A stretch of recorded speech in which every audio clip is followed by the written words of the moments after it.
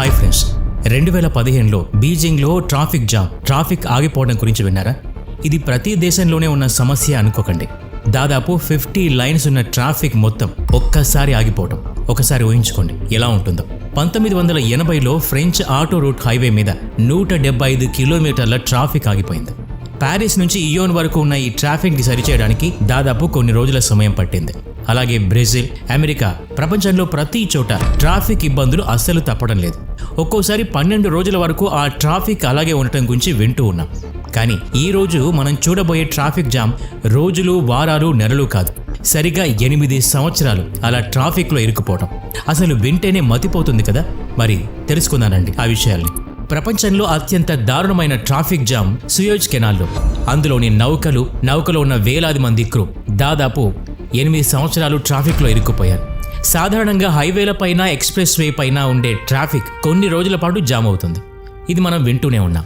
కానీ ఇలా 8 సంవత్సరాల పాటు ఈ సుయేజ్ కాలువలో జరిగిన ట్రాఫిక్ జామ్ వినటానికి, తెలుసుకోవడానికి ఆశ్చర్యంగానే కాదు, భయంగా కూడా అనిపిస్తుంది. చరిత్రలోనే అత్యంత ఘోరమైన, దారుణమైన ట్రాఫిక్ జామ్ గురించి తెలుసుకుందాం. సుయేజ్ కెనాల్ని షిప్పింగ్, ట్రేడింగ్ కోసం ఎక్కువగా వినియోగిస్తారని మనందరికీ తెలిసిన విషయమే. 1869వ సమయంలో సుయేజ్ కెనాల్ గురించి అంతగా అవగాహన లేని సమయంలో యూరోప్కి ఏవైనా రవాణా చేయాలంటే ఏషియా, ఆఫ్రికా చుట్టూ తిరిగి యూరోప్ను చేరుకోవాల్సి వచ్చేది. సుయేజ్ కెనాల్ అందుబాటులోకి వచ్చిన తర్వాత ఈ కష్టం తగ్గింది. అక్కడ నుంచి రవాణా మొదలైన తర్వాత నెలల కష్టం కూడా వారాల్లోకి వచ్చేసింది.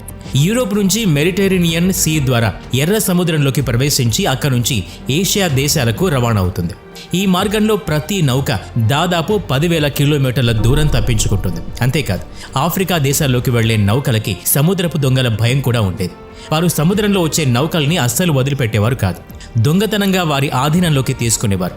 వారిలో Somalian pirates, west African pirates చాలా ప్రమాదకరం. వీళ్లు బలవంతంగా సముద్రపు ఓడల్ని ఆక్రమించి కొన్ని కోట్ల డాలర్ల నగదుని, నౌకలోని విలువైన వస్తువుల్ని ఎత్తుకుపోయేవారు. క్రూ సభ్యుల్ని వారి బానిసలుగా చేసుకుని చిత్రహింసలకు గురి చేసేవారు. సుయేజ్ కెనాల్ అందుబాటులోకి వచ్చిన తర్వాత ఈ సముద్రపు దొంగల నుంచి కూడా ఉపశమనం లభించింది. 5 జూన్ 1967 నాటి విషయం. తెల్లవారుజామున 15 కార్గో నౌకలు సుయేజ్ కెనాల్లోకి మెడిటరేనియన్ సైట్ నుంచి ప్రవేశించాయి. నిజానికి నౌకలకి ఆ దారిని దాటడానికి 12 గంటల సమయం పడుతుంది. కానీ కొన్ని సంవత్సరాలు వారు ఈ దారిలో ఇరుక్కుపోతారన్న విషయం అక్కడ ఉన్న ఎవరు కూడా ఊహించి ఉండరు. ఈజిప్ట్, ఇజ్రాయెల్ మధ్య కొంత ఆందోళనకరమైన పరిస్థితి ఉంది. 2 దేశాలు యుద్ధానికి సిద్ధమవుతున్నాయి. మ్యాప్లో చూపిస్తున్న విధంగా ఇక్కడ కనిపిస్తున్న లైన్ ఇజ్రాయెల్ సరిహద్దు. అక్కడ నుంచి సుయేజ్ కెనాల్ చాలా దూరం, దాదాపు 200 కిలోమీటర్లు. ఆ ప్రాంతాన్ని సైమన్ పెనిన్సులా అంటారు. అందువల్ల విషయం ఏంటి అనేది ఈజిప్ట్కి గానీ, కార్గో నౌకలకు గానీ తెలియదు. అక్కడ ఒత్తిడి ఉన్నందువల్ల లావాలాగా విషయం ఉబ్బుకుతోంది. అక్కడ మంటలు పైకి ఎగిసిపడుతున్నాయి. ఇజ్రాయెల్ ఈజిప్ట్ మీద రహస్య దాడులకు దిగింది. చూస్తూ ఉండగానే గంట సేపట్లోనే ఇజ్రాయెల్ విపరీతమైన దాడులకు దిగబడింది. వెంటనే ఈజిప్ట్ సుయేజ్ కెనాల్ దారుల్ని నలువైపులా మూసేసింది. అక్కడి నుంచి 6 రోజుల పాటు భయంకరమైన యుద్ధం సాగింది. ఇజ్రాయెల్ సైమన్ పెనిన్సులాని పూర్తిగా ఆక్రమించింది. ఈజిప్ట్కి, ఇజ్రాయెల్కి సరికొత్త సరిహద్దులు ఏర్పడ్డాయి. వాటిలో సుయేజ్ కెనాల్ కూడా విడిపోయింది. ఇది ఈజిప్ట్కి చాలా ప్రతిష్టాత్మకమైన విషయం. అందుకోసం సుయేజ్ కెనాల్లో ప్రతి మూల ల్యాండ్ మైన్స్ని ఉంచారు. సుయేజ్ కెనాల్ని ఇజ్రాయెల్తో సహా ఇతర ఏ దేశమూ ఉపయోగించడం నిషేధిస్తే తప్ప ఇజ్రాయెల్ మీద పట్టు సాధించడం కుదరని పని. ఇక ఇందులో 15 కార్గో నౌకలు కూడా ఇరుక్కుపోయాయి. ఈజిప్షియన్ ఆర్మీ, ఇజ్రాయెల్ ఫోర్సెస్ మధ్యలో కొంచెం కూడా కదలకుండా అక్కడే ఉండిపోవాల్సిన పరిస్థితి. ఎటు వెళ్లినా అవతల దేశం చేతిలో ఏం జరుగుతుంది అనేది తెలియదు. అర్థం కాని పరిస్థితిలో అలాగే ఉండిపోవాల్సి వచ్చింది. వీటితో పాటు కొన్ని వందల నౌకలు మెడిటరేనియన్ సముద్రం, ఎర్ర సముద్రంలోకి తెలియక ప్రవేశించి అలాగే ఉండిపోయాయి. తొందరగానే 2 దేశాలు ఒక అవగాహనకు వస్తాయన్న ఆలోచన, ఆశ అందరిలోనూ ఉంది. కానీ రోజులు గడిచే కొద్దీ విషయం మరింత ఉధృతంగా మారింది.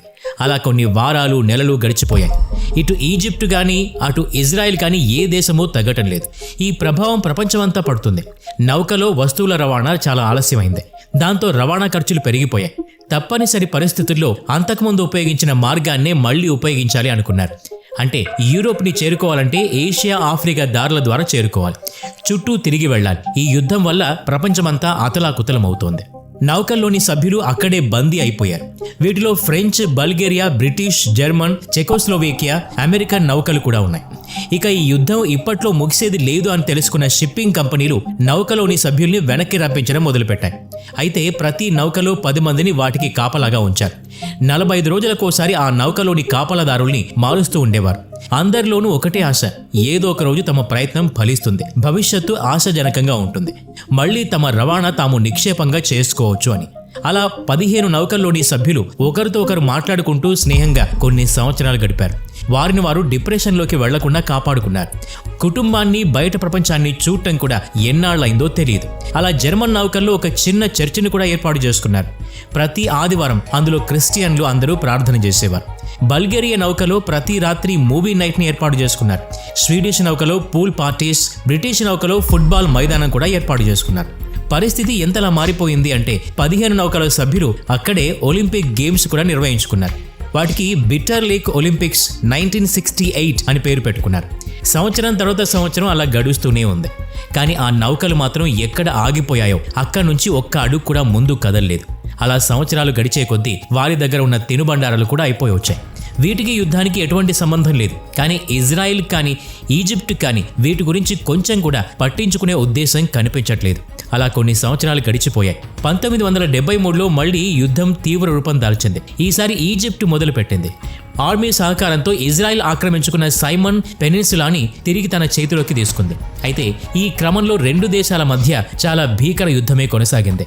హఠాత్తుగా ఇజ్రాయెల్ వేసిన ఒక శక్తివంతమైన మిస్సైల్ అమెరికన్ నౌక మీద పడటం, అది తునాతునకలవటం వెంటనే జరిగిపోయాయి. అలా కొన్ని వారాల పాటు జరిగిన ఆ యుద్ధంలో కొన్ని వందల మంది సాధారణ ప్రజలు కూడా కన్నుమూశారు. ఆఖరికి 23 అక్టోబర్ 1973న ఇరు దేశాలు సీజ్ ఫైర్ అగ్రిమెంట్కి వచ్చాయి. తర్వాత 2 దేశాల సైనిక దళాలు వెనక్కి మరలాయి. 6 సంవత్సరాల యుద్ధానికి అలా తెరపడింది. కానీ అన్ని సంవత్సరాలుగా అక్కడే ఉండిపోయిన నౌకలకు మాత్రం ఇంకా స్వేచ్ఛ లభించలేదు. కొన్ని సంవత్సరాల పాటు వందల సంఖ్యలో పడవలు, నౌకలు సరుకుతో అలాగే ఉండిపోవటం వల్ల ఇంజన్లు కూడా మొరాయించాయి. అంతేకాదు వాటి మధ్యలో యుద్ధంలో ఉపయోగించిన మిసైల్స్, తుపాకులు చెత్తగుట్టగా పేరుకుపోయాయి. దానికి తోడు ఈజిప్ట్ పెట్టిన మైన్స్ కూడా నౌకల్ని కదలకుండా చేశాయి. సూయజ్ కెనాల్ను పూర్తిగా శుభ్రం చేయడానికి ఈజిప్ట్కి 2 సంవత్సరాల కాలం పట్టింది. 5 జూన్ 1975న సూయజ్ కెనాల్ నుంచి కదలికలు మొదలయ్యాయి. 8 సంవత్సరాల తర్వాత మిగిలిన 14 నౌకలు అక్కడి నుంచి కదలటం మొదలుపెట్టాయి.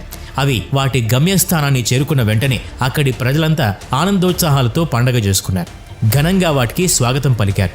8 సంవత్సరాల పాటు సూయజ్ కెనాల్లో అలా ట్రాఫిక్లో చిక్కుకుపోవడంతో చరిత్రలోకి ఎక్కింది. మరోవైపు ఈజిప్ట్, ఇజ్రాయెల్ 2 దేశాలు సత్సంబంధాలతో ముందుకు వెళ్తూ ఉన్నాయి.